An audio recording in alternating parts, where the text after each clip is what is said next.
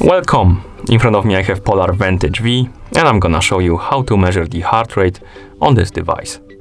Before we start, a quick disclaimer. If you want to get the most accurate results of your measurements, make sure to put your watch on your wrist, secure it tightly so it doesn't move around, and while you're measuring your heart rate, try to not move too much, basically. I'm just gonna put my finger on the sensor right here, on the back, but because of that, my results might be not too accurate. Now let's continue with the measurement.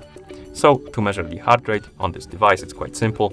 Basically, while you're on the home screen, on the home page, basically on the watch face, you can swipe left or right to scroll through the widgets. Now, scroll until you find the heart rate widget. It's this one. It says, show me my heart rate, or it should show you your current heart rate if it detects the heart rate. So if it detects the heart rate, it should appear right here under the time, but if it doesn't, you can also tap on the watch face to enter the heart rate widget, and now we can wait for the results.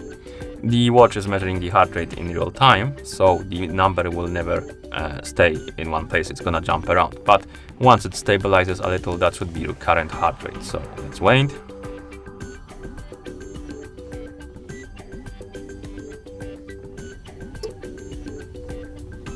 And it's jumping around 75, 74, as you can see. Now it's rising a little. So basically it's say my heart rate is around 75. And once you're done, you can press the back button to go back. Like this. Like I said before, your heart rate should appear under the time, but for some reason it doesn't right here. And once you're done, you can simply switch to different widget if you want. And that's how you measure the heart rate on this device. Thank you for watching. If you found this video helpful, please consider subscribing to our channel and leaving the like on the video.